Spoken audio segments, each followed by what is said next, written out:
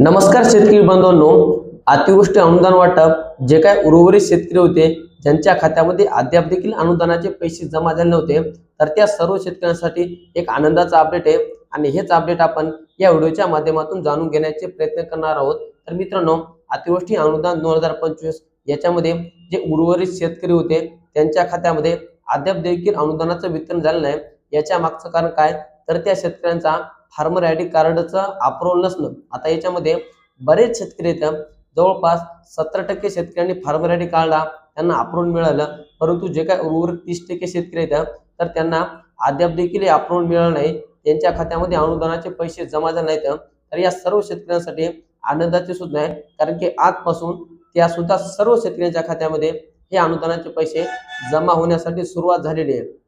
आता याच्यामध्ये तलाठी कार्यालयाच्या माध्यमातून मोठ्या प्रमाणामध्ये युद्ध पातळीवर यांचं काम चालू आहे।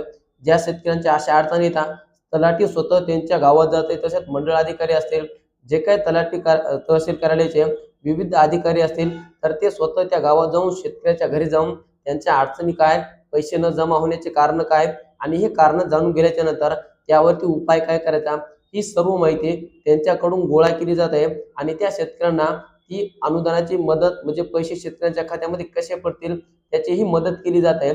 त्याच्यामुळे ज्या शेतकऱ्यांना अद्याप देखील अनुदानाचे पैसे जमा झाले नाही, त्या शेतकऱ्यांनी आपल्या तलाठी कार्यालयाशी संपर्क करायचा आहे आणि तुमचे जे काही पैसे आहेत हे त्यांच्या माध्यमातून तुम्हाला मिळणार आहेत। तर मित्रांनो, आता याच्यानंतर असे काही बरेच शेतकरी आहेत की ज्यांना अद्याप देखील फक्त अनुदानाचा पहिला टप्पा किंवा दुसरा टप्पा असे पैसे पडलेले आहेत। आता मोठ्या प्रमाणामध्ये शेतकऱ्यांचं असं म्हणणं आहे की माझ्या सोबतच्या शेतकऱ्याला 2 टप्प्यामध्ये पैसे पडले, परंतु मला एका टप्प्यामध्ये पैसे पडले।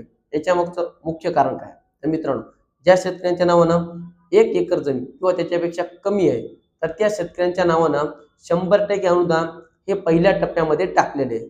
आणि दुसरा म्हणजे ज्या शेतकऱ्यांच्या नावानं 1 एकरपेक्षा जास्त जमीन आहे, त्या शेतकऱ्यांना 2 टप्प्यामध्ये पैसे टाकलेत। पहिल्या टप्प्यामध्ये 50%, दुसऱ्या टप्प्यामध्ये 50%, म्हणजे 2 टप्प्यामध्ये 100%। आणि ज्यांना 1 एकरपेक्षा कमी आहे किंवा एकरभर आहे त्यांना पहिल्या टप्प्यामध्ये 100%ला 100% हे अनुदान त्या शेतकऱ्यांच्या खात्यामध्ये जमा झालेले आहे।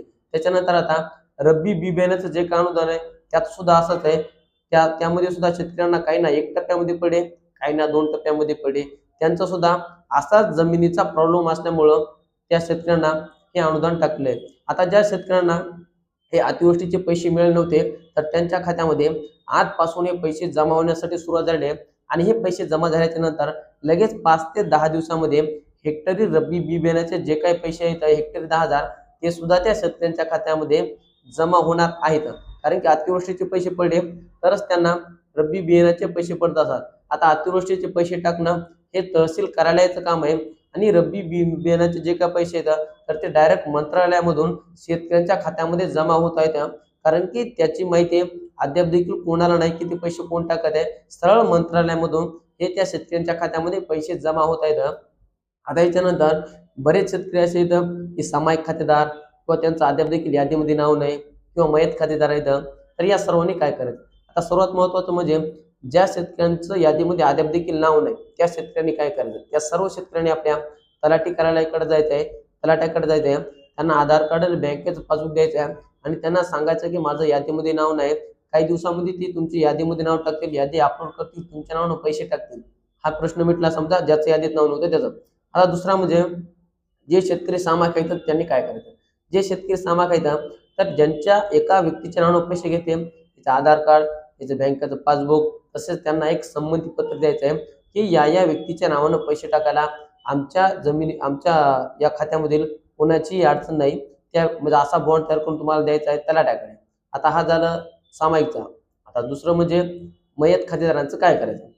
आता मोठ्या प्रमाणामध्ये मयत शेतकरी आहेत, त्यांच्या नावानं पैसे पण आलेले आहेत, पण ते पैसे त्यांना मिळाले नाहीत, त्यांच्यासाठी काय करायचं, तर त्यांच्यासाठी तुम्हाला तुमच्या जवळच्या CSC सेंटरवर जायचं आहे आणि त्या ठिकाणी गेल्याच्या नंतर तुम्हाला त्यांना सांगायचं आहे की व्यक्तीच्या नावानं आम्हाला तक्रार करून द्या।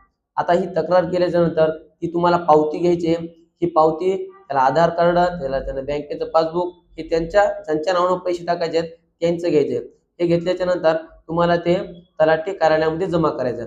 आता या ठिकाणी जर मयत व्यक्ती असेल, त्याच्या जर पत्नीच्या नावानं पैसे टाकायचे असेल तर तुम्हाला फक्त आधार कार्ड आणि पासबुक लागेल, परंतु जर त्यांच्या मुलांचे नाव न टाकायचे असेल तर तुम्हाला त्या ठिकाणी बॉन्ड द्यावा लागेल, कारण की नंतर याच्यामध्ये काही होऊ शकते, त्याच्यामुळे तुम्हाला बॉन्डची गरज असते। आता हे बॉन्ड दिल्याच्या नंतर काही दिवसामध्ये तो तहसीलचा जे काही अधिकारी असाल, अतिवृष्टी अनुदान हे नेमून दिलेला, त्यांच्या माध्यमातून हे पैसे तुमच्या खात्यामध्ये टाकले जाणार आहेत। तर मित्रांनो, ही होती महत्त्वपूर्ण माहिती। अतिवृष्टी अनुदान वाटपमध्ये उर्वरित शेतकऱ्यांना पैसे कधी पडणार, मयत शेतकऱ्यांचं काय करायचं, ज्यांचं यादीमध्ये नाव नाही त्यांचं काय करायचं, सामायिक खातेदाराचं काय करायचं, हे आपण या व्हिडिओच्या माध्यमातून जाणून घेण्याचे प्रयत्न केले आहेत। याच्याविषयी जर तुम्हाला काही अडचणी असतील, तुमचे काय प्रश्न असतील तर आम्हाला हे कमेंटच्या माध्यमातून नक्की कळवा, जेणेकरून आम्ही तुम्हाला त्याची पूर्णपणे माहिती देत राहू। चला तर मित्रांनो, भेटत राहू नवीन माहितीसह, नवीन व्हिडिओसह। धन्यवाद।